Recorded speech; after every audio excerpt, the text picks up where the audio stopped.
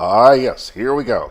Good morning to you, pilgrims. It's a Tuesday morning here in the Spice Isle. I'm George Grant. Welcome to today's edition of Gudday Grenada. And today happens to be the 7th day of May, 2019. Good to see you folks here with us this morning.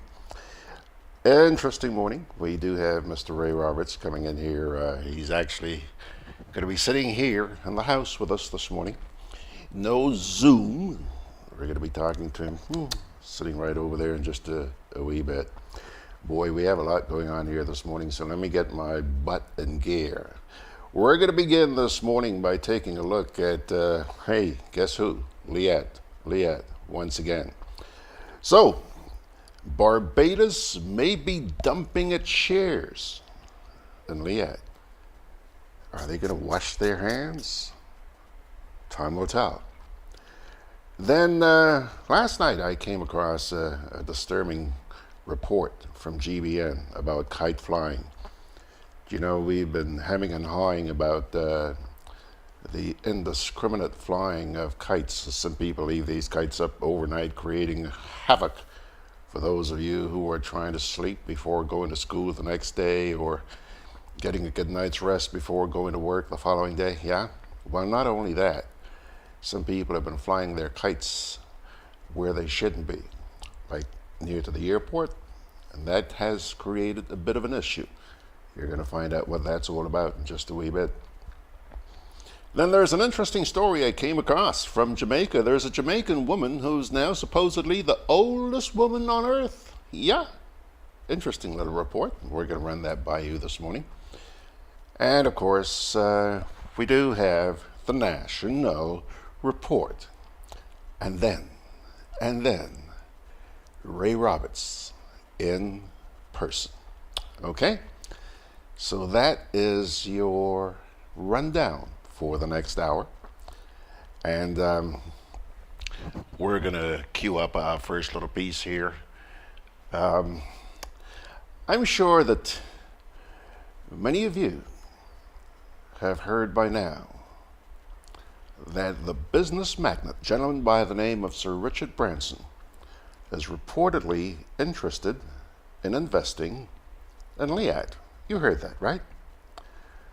Chief of Staff within the office of the Prime Minister in Antigua and Barbuda, a gentleman by the name of Lionel Hurst, told reporters following a cabinet meeting that discussions had been held with the investor philanthropist. He said that talks involved helping LIAT out of its struggling financial situation to become a profit-making enterprise. Oh, that's good news, right? Mr. Branson has proposed investing several $1 million to wet lease several aircraft. Jets, mind you. We ain't talking ATRs, we're talking jets. And they would fly from Fort Lauderdale to Jamaica, Haiti, and down into Antigua and Barbados. The whole idea is to enlarge LIAT rather than collapse it or make it a smaller entity. This would allow the air carrier to fly to destinations outside of the region as well. Mr. Hurst went on to say that there are just not enough passengers and other kinds of traffic to make LIAT profitable within the Caribbean. Meanwhile, according to the Antigua Observer newspaper, the Antigua-Barbuda government is having discussions with Barbados, which, by the way, happens to be LIAT's largest shareholder, to purchase its shares in the regional carrier. The newspaper quoted Mr. Hurst as saying that Barbados has indicated its shares in LIAT have been a burden on the country. However, he went on to say that the value of Barbados' shares in LIAT has not yet been determined. keep your eyes open. See where this one goes. So that's our first story this morning. Now, the next piece I want to share also has to do with airplanes. I'm sharing this with you because this is a very serious matter which kite flyers really ought to be made aware of. And I hope they're listening. Let me thank GBN for bringing this matter to the public's attention. Take a look. Kite flying near the airport on the weekend grounded one airplane as its engine became entangled with a thread. While no damage was done and the aircraft managed to land safely, General Manager of the Grenada Airports Authority, Wendy Fansett-Williams, says the issue of flying kites in the vicinity of the airport and other no kite flying zones is of grave concern. I'm sending out a passionate plea to the public, the general public, that recently we had to ground one of our aircraft coming into land. Because the flight path was over Grenada, it ingested a kite with the, how I call it, the twine got caught up in the propellers. And because of that, it was able to land. Thank God, it was able to land. But we had to ground the aircraft after, because when we investigated the mechanical problems, we recognized that a kite, the thread of the kite, got caught up in the propellers of the aircraft. And that, to me, is a serious concern, not only to the Grenada Airports Authority, but also to the airlines coming in over Grenada. So we are asking the general public out there to be very cautious, especially in the Caliste area, Frequente area, St. Paul's area, I think Montmorris area as well. These are the areas that we are asking people not to fly kites. Fansett-Williams added that as a result of the heightened threat to air navigation by both kites and drones, new guidelines are being enforced for people wishing to operate drones. On the issue of not only kite flying, but also drones as well. The operation of drones within the vicinity of Grenada. And we are saying at this time there's a process. If you have to bring a drone in for operations, you must get one approval from the RGPF, and then it comes to the airport to be coordinated in a sense that our team will now sit down with the person who wants to operate the drone and give you all the elevations and coordinate. We will not entertain the flying of drones during high peak times when we know we have aircraft coming into land and take off. So the airport is the only institution that can advise you when to fly your drone and for how long.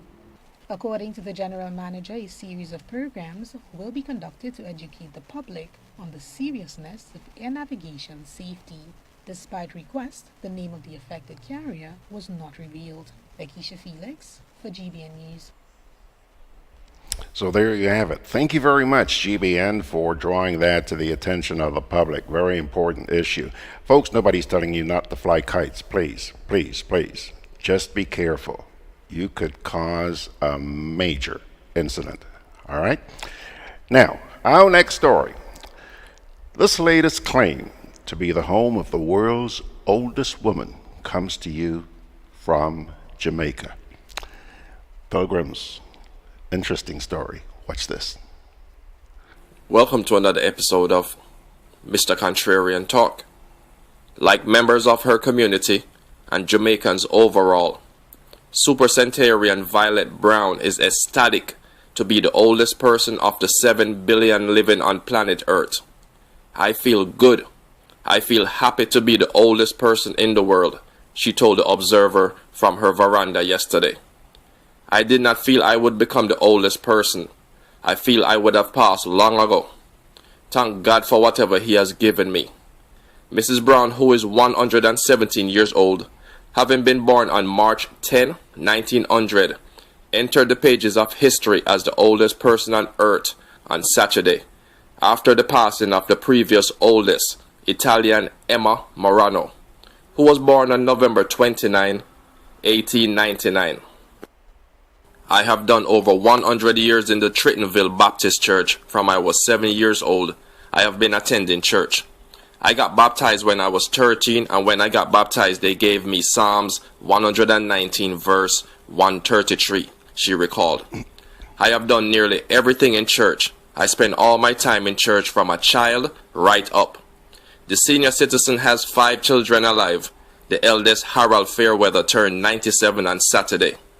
Mrs. Brown, who suffers from no ailments, said that she's healthier than all 5 of her children. I have 6 children, 1 died, 5 alive, but them all sick. Them sick more than me, she said, bursting out in an infectious laughter. Queen Elizabeth II sent Mrs. Brown a plaque to commemorate her longevity when she became the oldest citizen of the Commonwealth. She also holds the record as the last living subject of Queen Victoria. In her early life, she worked as a plantation worker cutting sugarcane and working as a maid as a survivor of post-slavery, according to her family. As time went on, she purchased her own property and became an entrepreneur, owning the only bread depot in the district. Mrs. Brown told the Jamaican Observer that she likes fish and mutton, and sometimes she will have cow foot. She also likes locally grown produce such as sweet potato, Irish potato, breadfruit, oranges, and mangoes. So there you go, my people. Oh yeah, one more thing. She also lived only a few miles away from where Usain Bolt came from also. 2 of them come from basically the same place. So if I get this right, my people, we should feel proud right about now. See? Because the oldest living person on planet Earth is a Jamaican. The fastest people on the planet is Jamaicans. Be proud to be a Jamaican today, see? And tomorrow and beyond. So my people, until the next video, don't forget to like, subscribe, and share. This is Mr. Contrarian. I'm out. Well, did you see the smile on her face? Would you want to live to be 117? I'm not sure that I would. Folks, by the way, please forgive me. Forgive me. Those of you who watched the rundown on Facebook this morning saw that there's a piece which I omitted. Well, I am actually going to run that for you, okay? Many of you are acutely aware of promises made to the youth of this country, students of Grenada, years ago, 6 years ago to be exact, that they would all have tablets. Not the kind you go, no. We're talking about tablets, like laptops, that kind of stuff. And that still hasn't materialized. Well, you've probably been wondering, what happened? What went wrong? Well, at the last sitting of the House of Representatives, Minister Emmeline Pear gave an explanation. I want you to watch and listen carefully to this, because she goes into some detail.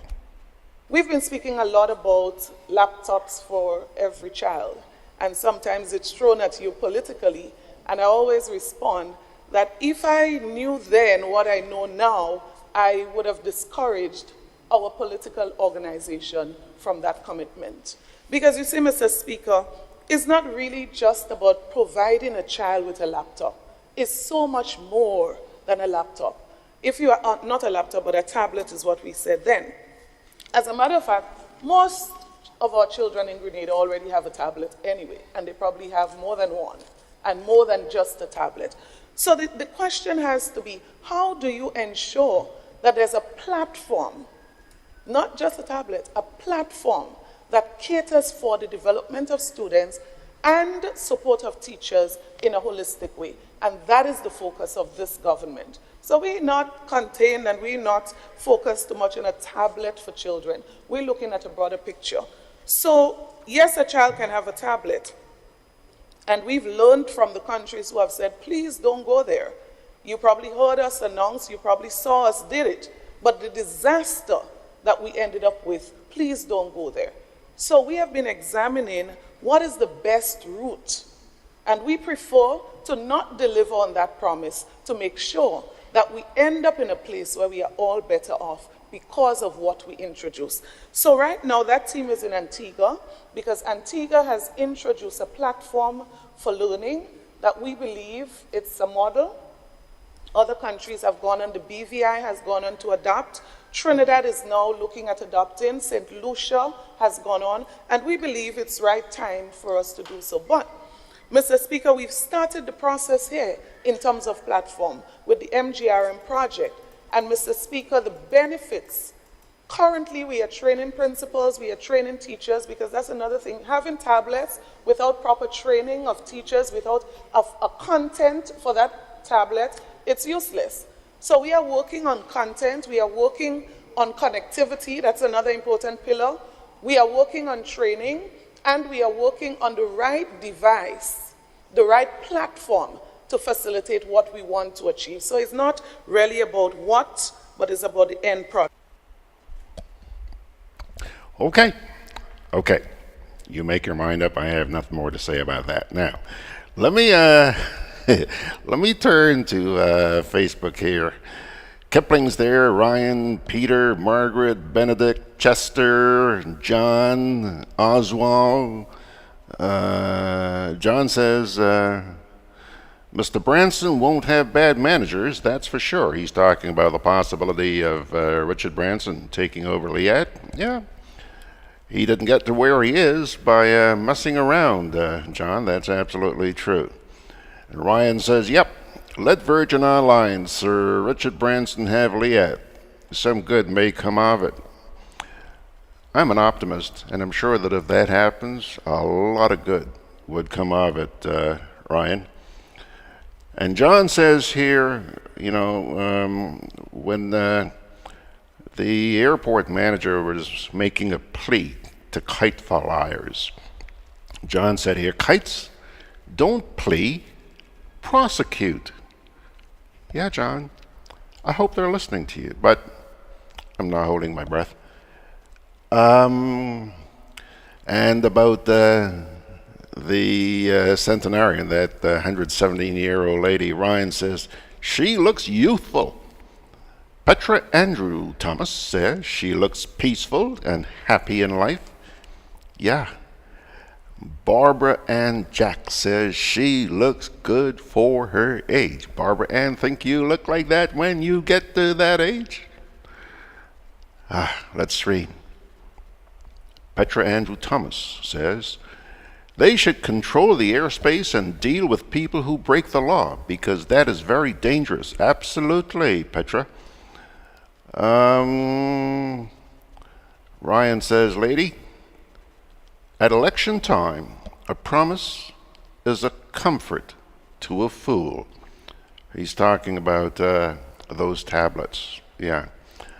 How come nobody thought of that before making that grand commitment? Huh? How come? Pele Darbo says, George, love your smile. What smile? That one? Thank you, Pele. He says, it seems we have a problem with tablets, both in health and both in health and education. I hear you, Pele. I hear you. John says, read tablets, etc. What happened to all the ones that were donated? The kids know more about IT than the teachers do. And that's the truth, my dear. These kids would run circles around some of their teachers.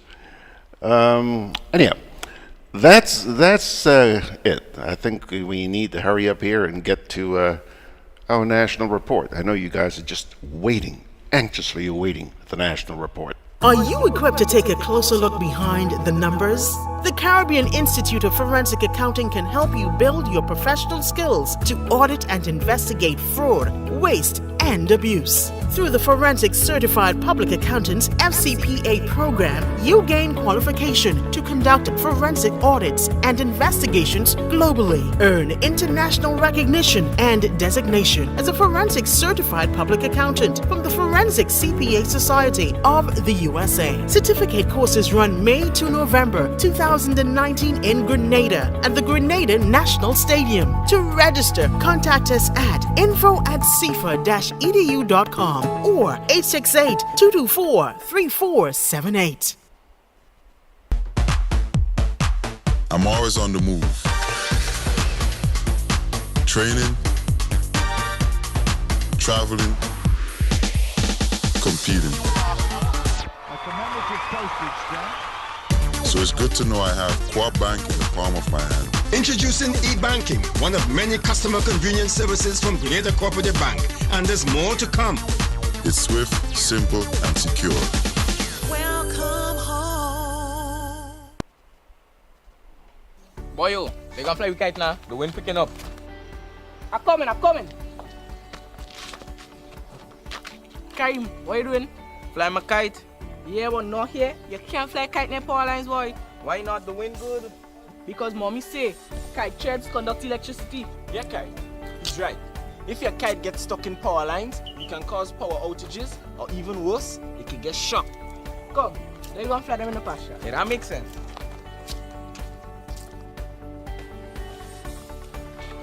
Kite threads conduct electricity. Do not fly kites near overhead power lines. This can lead to electric shocks and power outages. If your kite gets stuck in power lines, do not try to retrieve it. Release it and call GRENADA. Always fly kites in open areas. Keep your kites far away from roads. And remember, always clean up after yourself. GRENADA, energizing our Grenada. Just before we fire up the national report, there's a remark here from Petra Andrew Thomas. Petra says, Minister, these people should think before opening their mouth with promises. Petra, I can't say that I know you, but I would like you to live a long life like that lady we showed earlier on.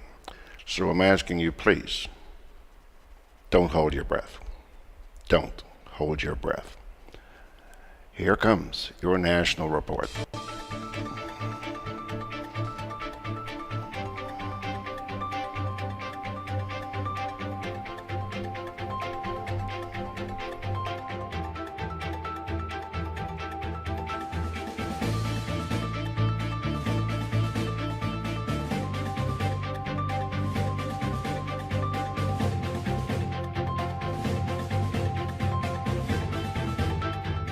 Grenada hosts meeting of Caribbean credit unions discussing how to improve their governance structure.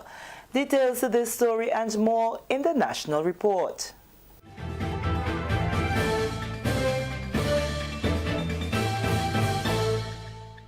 Welcome back. With the news for Monday, May 6th, I am Sherry-Ann Noel. If credit unions in the region are to remain relevant, they must continue to maintain a strong governance structure. That's according to Minister of Cooperatives, Honorable Oliver Joseph. He was addressing the Caribbean Association of Credit Union Supervisors regional workshop at the Radisson Resort on Monday. Mr. Joseph said the strongest element of credit union management and operation is its governance and governance structure. For credit unions to remain strong and relevant, and to play its role in the social and economic transformation of our homeland and people, it must continue not just to provide the financial services that other financial institutions do, but more importantly, it must maintain a strong governance structure. And this it can do by continuing to attract and retain the best minds and talents of this country and putting them to work with the philosophical thinking that they have a fiduciary responsibility with the institution they serve. In some countries, the legal and supervisory framework for credit unions is outdated, and there are no regular reporting requirements apart from the submission of audited year-end financial statements, which makes it difficult to monitor and assess the operations and soundness of individual credit unions. In other countries, not enough information is obtained to support the financial stability and mandate of the central bank. Financial Sector Supervision Advisory of CARTAC, Ralph Laws, says while there are efforts to update the legislative framework and enhance supervisory oversight in the region, there is need for more to be done. In the Eastern Caribbean Currency Union, member countries have recently agreed on draft regulations for the sector to support the harmonized legislation. Lastly, among the options under consideration in Trinidad and Tobago and Guyana is for the respective central banks to assume supervisory responsibilities for the largest credit unions. But more needs to be done, such as the implementation of risk-based capital requirements on a proportional basis, subjecting the large and more important credit unions to more intensive supervision, and making greater use of financial soundness indicators for systemic risk monitoring of the sector. And very importantly, the establishment of Deposit Protection Fund for members. About 18% of the Caribbean population belong to a credit union, and in Grenada, credit union assets are approaching the $1 billion mark. The three-day meeting, which is being held under the auspices of GAFIN, carries the theme Strengthening the Regulatory, Supervisory and Financial Stability Frameworks for Credit Unions in CARTAC member countries.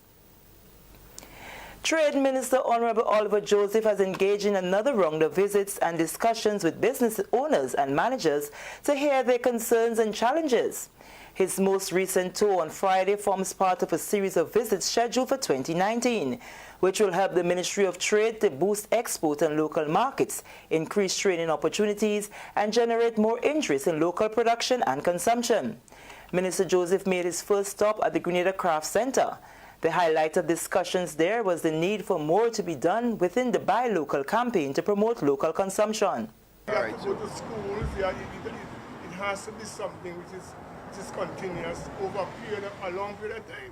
If you look at the buses and even Horizon now, all of them are putting the decals on the buses to able to which fly different routes, able to generate a little bit of awareness. Because they are making money, and they are making money based on the product that they're pushing. Buy local, eat local. That is a slogan that everybody will resonate to in terms of what they have to do. So I think the buses, and I'm not sure how and how you structure that campaign mechanism of the different target markets on that end. But I believe the buses now has a greater marketing opportunity visually that fly the different routes. Is a possibility you can use the buses. Minister Joseph says while government is doing its best to promote local consumption, the onus is on all to buy into the strategy. The Buy Local campaign is just one program to get the message out. He believes local consumption must start at home and in the schools. You have to think about this thing is not just simple as saying, well, if we have a Buy Local campaign, people are still thinking and growing up believing that the external things are better. And they show that the worst for us, health-wise. The KFC and the hamburgers and the other the Caribbean, the highest rate of NCDs now.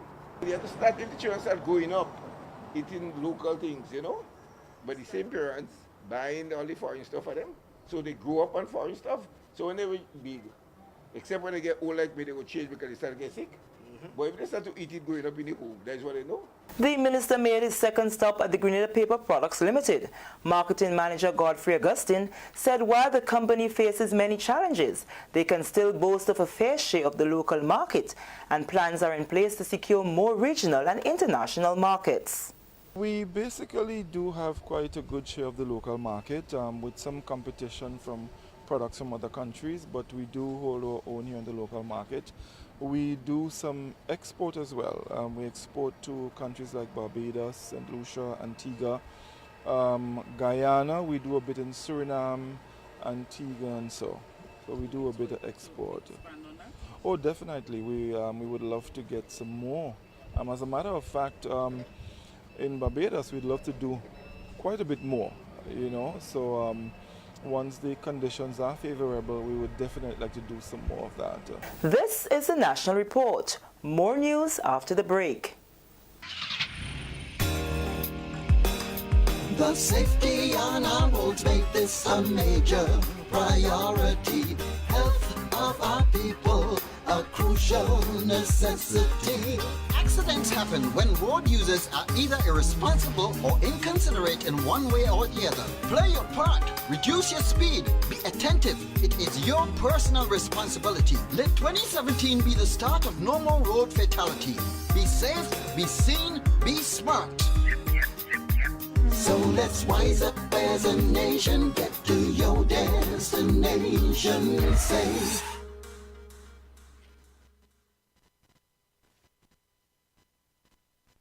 Welcome back. Grenadians turned out in their numbers on Saturday to witness the launch of Spice Mass 2019 at the National Stadium car park. It was a sea of colors as every aspect of carnival was on display. Moko Jumbi, Jab Jab, Shortney, Fancy Mass, steel bands, and so much more. There were appearances by local soca, groovy, and calypso artists, as well as the 2019 Carnival Queen contestants. The 2019 festival promises to be an improvement with more entertainment and structure, which will generate more revenue for the country. This year's festival will be held under the theme Many Events, One Carnival. Let's take in some of the highlights. The Spice Mass product truly embodies the three primary components of our carnival, which is the sweet sound of steel pan, our mass, beautiful mass, and of course, calypso. This is what truly represents Spice Mass in Grenada. We want to continue to build on this product, but we cannot do that without your continued support as patrons, as mass men, as mass women. We want you to continue to contribute by participating, by investing, by coming out and being part not only of the launch, but all our events for 2019. Who is talking and where you from? The voice tell me my name is Mr. Rum. You hear the iron? That means it's that. Don't let nobody style you. Mash it up flat. Tell me pick up something. Anything. From tell me to grab something. Anything.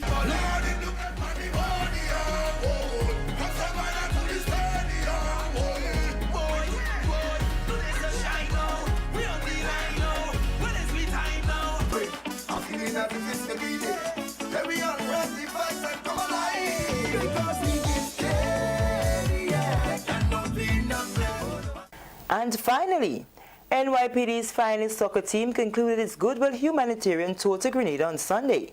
The team, which arrived on the island last Tuesday, had a packed agenda that included visits to 4 education institutions, as well as the Grand Bachelet Juvenile Rehabilitation Center. They also engaged in 2 soccer friendlies. During the visit by the NYPD's finest to the various institutions, presentations were made of sporting gears to encourage the further development of the sport of football. A highlight was the visit to the Grand Bachelet Juvenile and Rehabilitation Center, where they had the opportunity to interact with residents. Manager and player with the team, retired officer Ron Mahia, encouraged the residents to take a deep look within themselves and chart a new chapter in their lives. You guys got to, at some point, look inside yourselves and say, look, I can do this. I don't need to be in this situation. It's only up to you to help yourself. I mean, there's a lot of outside factors that's going to affect your life, but you have to push through. Within you, barring the outside factors, you got to work through it and see with yourself to push yourself. There's going to be times you're like, oh, I'm not going to do that. It's too much or whatever. Just push yourself through, and you can make it. You know what I'm saying? These guys here, I manage this team. We've been traveling all over the world, and we try to give this message to everybody that, you know, it comes within you to help yourself. Retired Grenadian NYPD officer Larry Roberts told the residents there is need to take the rehabilitation process in strides. My message to you guys is like, I want you guys to understand this, right? No matter your situation here or what you're here for, I don't want to know, but what I want you guys to know and understand that this doesn't identify you for the rest of your life. And after today, there could be change. So you guys have to have big hearts, and realize that just as how any one of us migrated to the U.S. and became officers who, you know, some of these guys here, although we officers, we went to school for different stuff, whether it's engineering, computer, and, teaching, different things. So my message is that your education is the key. Teacher and duty officer at the facility, Dave Bartholomew, welcomed the visit by the officers, saying that it will indeed create an impact on their lives. These residents need a lot of support, and the more support they can get is better. And this visit now by these brethren from New York will help, because I noticed they focus on one, education. This is something that is fundamentally important to the residents, because education is empowering, it's liberating.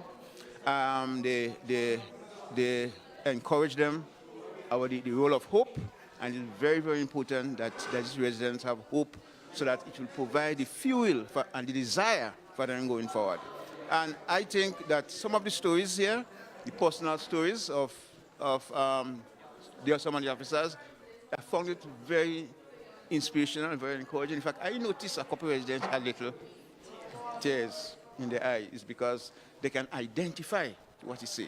And he says at a young age, he ran away from home. This is the experience of a lot of them here. So this is very, very encouraging and very inspirational to them. Also speaking to the residents were Police Officer Stephen Faduba and Dr. Gail Bash, after which a presentation was made to the center. And with this, we come to the end of the National Report for Monday, May 6th, 2019. I am Sherry Noel. Thank you for viewing.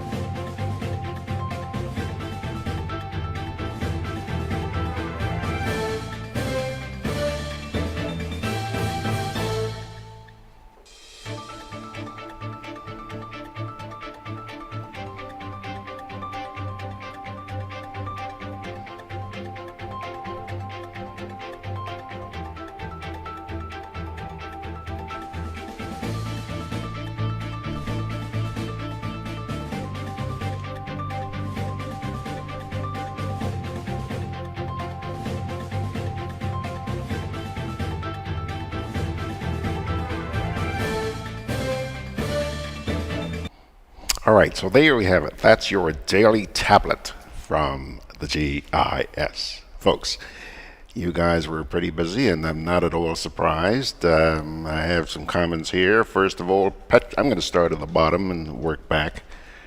Petra Andrew Thomas says, as an island, we need to promote more local eating. Living overseas, we try to cook as much of our local food because we know what's going into our body. Fitzroy Adams is checking in. Margaret says, oh, Mags. Mags says, so, soccer in Grenada now, eh? What happened to football?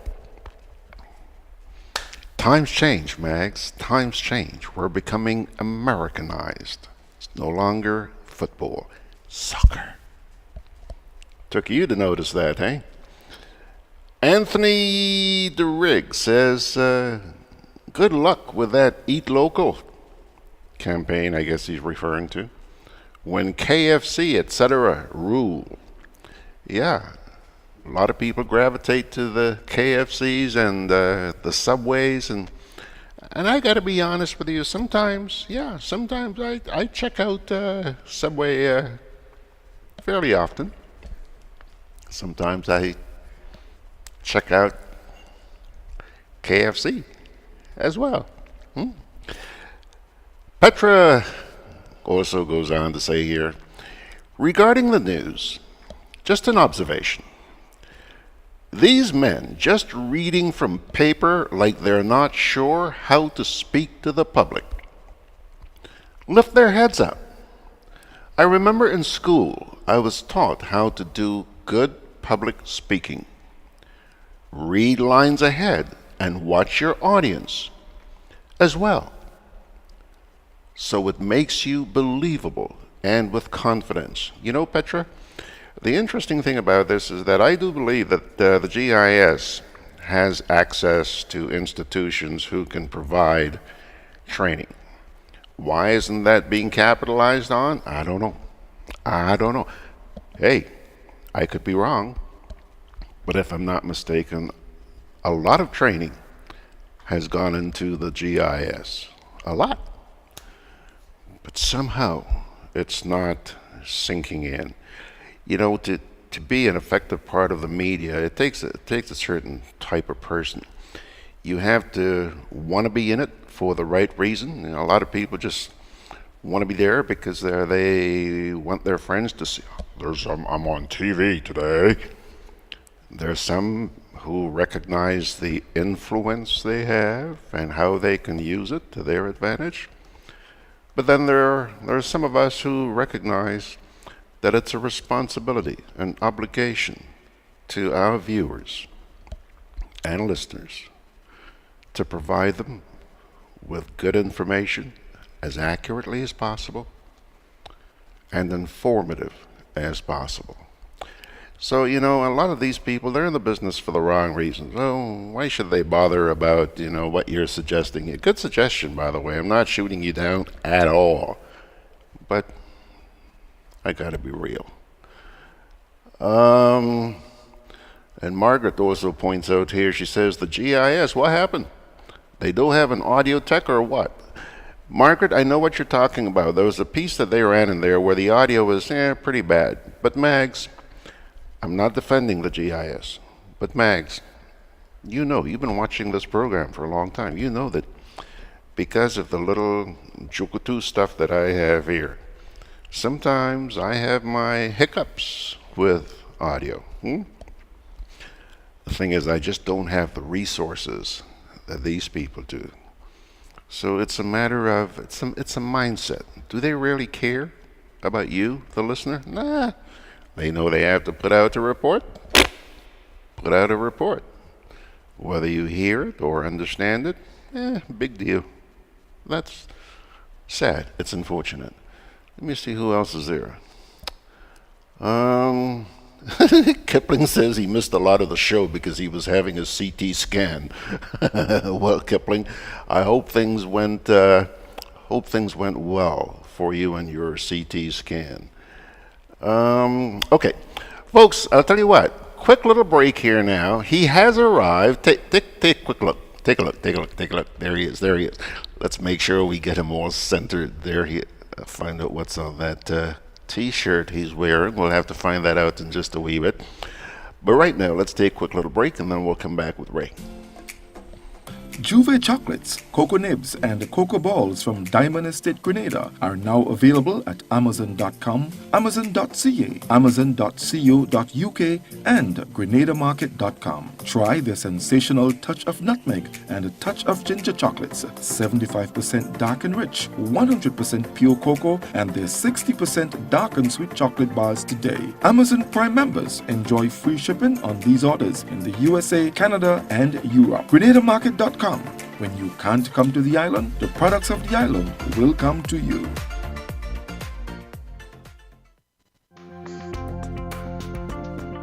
Together with you, our customers, we energize our community. Together with you, we energize our economy. We are working together to give our nation a better tomorrow. With you, we energize our future. Together, we energize our nation. Thank you for partnering with us as we energize our Spice Isle. GRENLEC, energizing our Grenada. Hello, yeah. See, Margaret, Georgie forgot to turn his microphone on. Hey, see what I mean?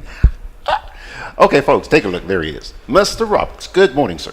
Good morning to you, George, and to all your viewers and listeners, wherever they may be. It's a wonderful morning in St. George's, and certainly I'm enjoying it thus far. They're happy to see you. Listen, I know that you have to scoot, and we're a little bit late getting started. There's a quick comment here from Margaret. Margaret says, nah, George, I'm not accepting that one. When you work in GIS, you don't have all them fancy thing and them and we used to work hard to make sure we get the audio right. Yeah, Margaret, that's why I said mindset, girl. Mindset. But these folks know everything. You can't tell them anything. Ray, listen, I know you have to scoot early this morning. So I'm going to let you get started. What's up your sleeve this morning? Well, just a quick reflection on May Day. Yeah. The numbers on the streets in St. David's in the parade certainly were not as many as the numbers you had at the various party centers. So really and truly, the activity at the party centers certainly had greater numbers and greater enthusiasm. But undoubtedly, the parade on the streets did communicate messages, many messages. I think the high point, though, were the speeches of the respective leaders. They were very cohesive and very directive at the government and many employers. The message of betrayal in terms of the government on pension, deduction of teachers' salary, which was done in an indiscriminate manner, failure to have a functioning Ministry of Labor, and the list can go on and on. And among the private sector, the concern was a growing trend of contract labor. And a precedent that is being set by the government, now being followed by the private sector. All in all, though, I would say it was a good day in terms of communicating messages to the state. And clearly workers, they are important. They need to be more productive. But undoubtedly, they need to be treated with respect. And I thought the leaders and those who participated did a wonderful job in communicating the messages to the respective authorities. The concern, though, after May Day, what next? Are we going to be sitting until another May Day come again to remind our leaders that they have betrayed us, they have failed us in so many areas? I trust that the young workers in particular will recognize that they have to articulate their concerns every day, every week, every month, and I'm sure it will make a difference.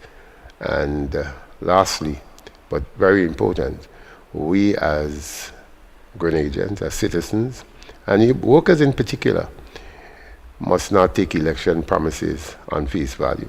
There must be a review of how people in authority perform.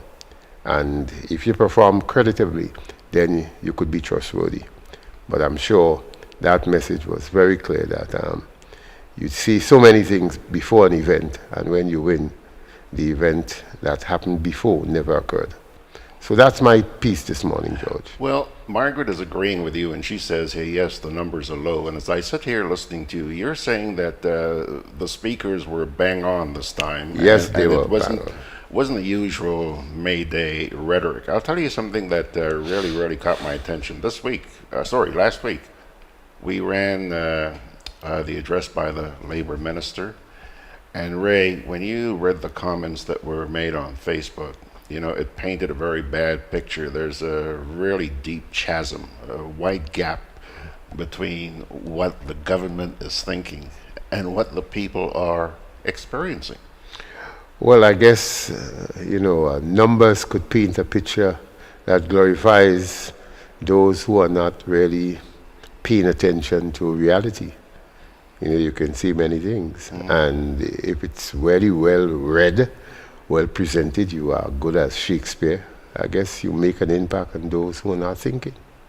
You also mentioned, in other words, broken promises. The promises, election time. Did you see the news where the minister, I think she's the Minister of Education, Emmeline Pear? Yeah. Where she has now explained what happened to the promise of the tablets 6 years ago. Can you imagine waiting for tablets for 6 years? You're dead by now, boy. Well, you would have left school by now, that's for sure. What did you think when you heard her explanation? Well, again, as I said, if you think a large number of people are not really concerned about what happened yesterday, just listening for today, then you can get away with it, because that's our society. That's the problem. We don't seem to have a reflective memory. We just consume today and never thought that history occurred, and we should re-examine history. And unless we do that, I would think a lot of that, oil and gas, tablets, and the list goes on and on, will be in your face. So it's entirely up to the public then to whether whether they buy that stuff or not. That is correct. You must let the seller know that it's a product that you have run so many times, it has expired. But there's some people out there, Ray, regardless. I mean, they see the evidence and they're still buying it. I don't think they see anything. I think they see what is in front of their face. Yeah. As I did a piece sometime last week for May Day, saying that the undisputed winner of taking workers into a fool's paradise is our Prime Minister. It started in 1995, no taxes, then you return taxes at a height that is beyond maybe all the OECD countries. And it still doesn't matter. Healthcare remain as bad as it was. In fact, it's never has been that bad. The colonial people did a better job. All the previous Tutumi administration, it is just deteriorating. Not because perhaps we don't have all the resources. It's because nobody makes it that priority. I mean, last night I was in a discussion. When you look at Belmont Road by Brewster Shop there, and you see the amount of rodents, I mean, they're so huge. You can stay there and full of pot if they were, something you can consume. And for a week or a month, you just have pots of rodents, cooking and selling. Mm-hmm. Nobody seems to be paying attention that there's a rat infestation in some areas of the country. Mm-hmm. There's a comment here from John in Carriacou. He says, you were talking about the contracts a little while ago. Mm-hmm. He says, Ray, renewable 0 hours contracts will be next. You watch. Well, I wouldn't be surprised because, as I said, the challenge we face is that so many people taking things at face value. The workers in France, that's a good example. And that's a highly developed country. And the leader had promised so many things, and months they are in the street. I mean, we realize and we recognize changes shall occur. Things will evolve. But it can be to the disadvantage of such a large number of people. And that's what we're talking about. I mean, I'm sure you follow the CNN and all the American newscasts. Trump growth in the economy, 50-something% of the people saying they haven't felt it. And it doesn't really make a difference in their lives. Our economy is, 5% in growth? Well, that may be just about, 100 people. Those who sell in passports, will have quadrupled their incomes. Those who have contracts to do some of the projects. But the vast majority are still in shackles and chains. They have not made any real progress. The lines in front of the Treasury the Friday before the end of the month is constantly increasing. I've seen people younger than both of us, and I don't think we're that old yet that we should be in front of the Treasury. So unless more people pay attention to the reality, I think 20 years from now, poverty would be at a peak. I'm still continuing to be optimistic. I hear you, but I'm hoping that, people will continue. I believe more and more people are seeing past the rhetoric. Now what they have to overcome is the fear of speaking up. But we're not holding people responsible. I mean, I saw somebody wrote in one of the papers about the greatness of the Grenada International. And the school can't open because of problems. So yes, you had the world's greatest athletes here, and that's big on ESPN. And your primary schools are in a state. I mean, how intelligent is that? Never mind your primary schools. What about what's going on at the hospital? I say primary schools because that's where the very ordinary people will have their children go, people who can't afford. So, you read these things and you wonder, how thoughtful are we? I'm not saying we shouldn't have it. If we could afford it, have it. But how does that become a priority? Well, that's the key word there, priority. Yeah, how does that become a priority? And how does that make a headline news? And the school in St. Andrew Methodist School, it was closed for a week. So the students have lost a week of education. I mean, sometimes I wonder where is the brilliance that we're supposed to be seeing in our leaders? Well, it seems like as long as we are not holding them accountable, this is going to continue ad infinitum. It's just going to continue if we're not going to hold them accountable. And I would imagine that the way to hold them accountable is at the ballot box. Well, I would think that is one of the areas, and I would think that even before that comes, you're supposed to have organizations in each community who should be paying attention to the needs of a community. As I said to you about 3 weeks ago, there are as many as 27 churches down in South St. George. So imagine if they all pay attention to what's happening in their little domain.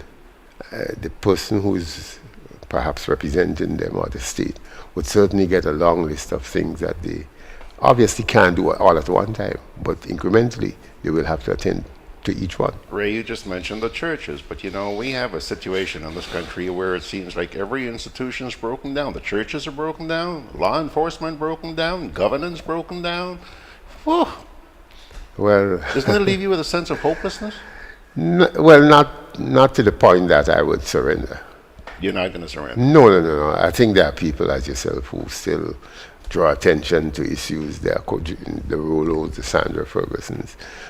They do a lot of good work, and unfortunately, it's not widely accepted until the consequences occurred. Mm-hmm. So we shouldn't lose hope. I think there will be some period in life when a renaissance will occur. All right. Well, I'm happy to hear your optimism, and to some extent, I share the optimism, but it's frustrating. It's frustrating. Now, I know that you have to scoot. Tell me. I promised you I would let you get out of here at 2 minutes to 9 o'clock. It's 10 now o'clock. 2 minutes to 10 o'clock, sorry. It's now 2.5 minutes to 10 o'clock. So get the hell out of here already. Thanks a lot. God's willing, I'll see you next week, George. Thanks a lot, my friend. Always Bye-bye. good to see you. All right, Ray Roberts. Thanks a lot, buddy. I'm always on the move. Training, traveling, competing. So it's good to know I have Co-op Bank in the palm of my hand. Introducing e-banking, one of many customer convenience services from Grenada Cooperative Bank, and there's more to come. It's swift, simple, and secure.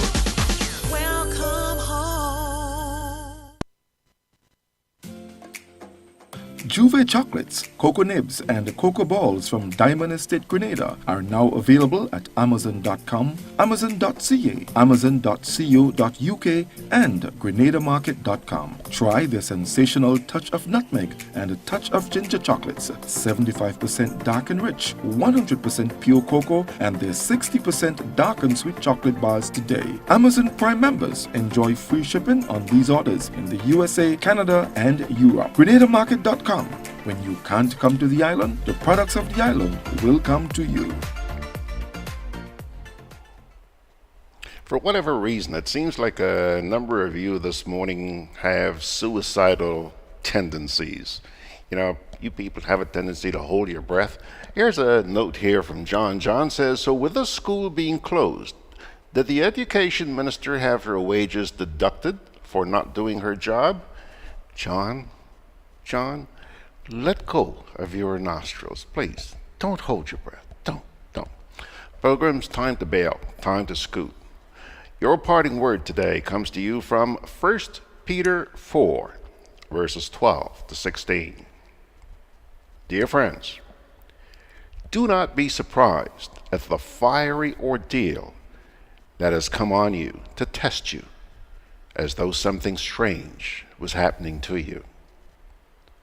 But rejoice inasmuch as you participate in the sufferings of Christ, so that you may be overjoyed when his glory is revealed.